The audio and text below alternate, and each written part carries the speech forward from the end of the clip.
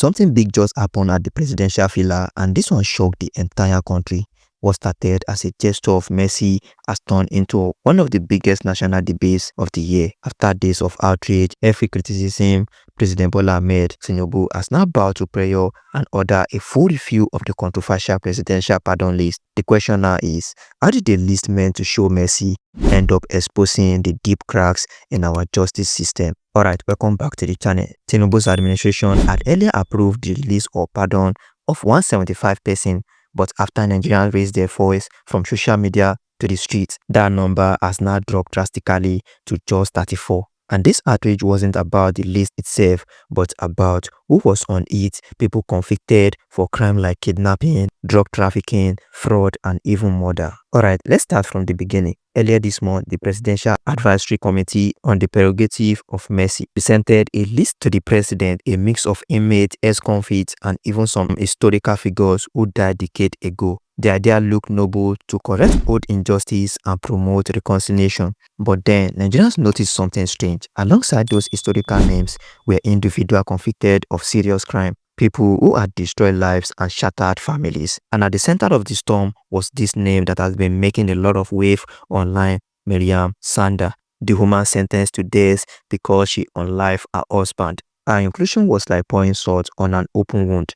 It became a symbol of everything wrong with the system. Social media went up in flames. Nigerians asked, what kind of mercy frees murderers while ordinary citizens rot in prison for minor offenses? Many pointed out the double standard, saying people like Nnamdi Kanu, who have not been convicted of any violent act, are still locked up, yet those with blood on their hands are being celebrated. The outrage was loud and it worked. Within days, Tinubu ordered a full review of the list, and from 175 names, only 34 remained. According to the presidency, all names tied to serious crime, especially kidnapping, trafficking, and illegal arms, were removed. It was a rare moment where public prayer forced the government to act, and the revised list now keep mostly symbolic and historical names like Sawiwa and Logoninai as part of the healing effort. But make no mistake, the presidency knew the heat was too much. Through his spokesman, Tinubu admitted that the initial process had gaps.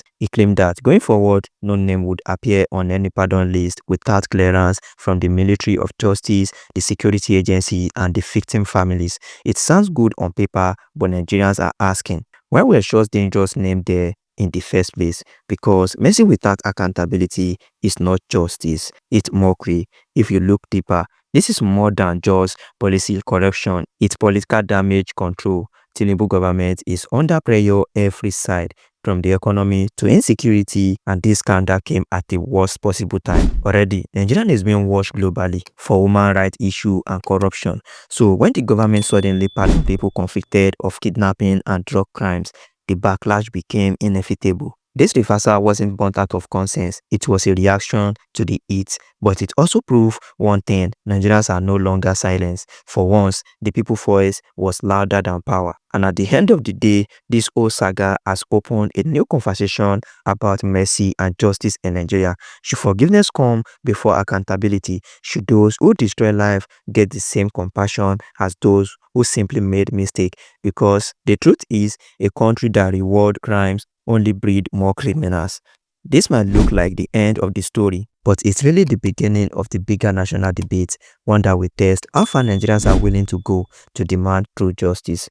Alright my people, over to you. Do you think Tinubu reversal was genuine or just another political move to calm the storm? Drop your thoughts in the comment section and don't forget to subscribe if you are just coming across this YouTube channel for the first time. Also make sure you like and share this video.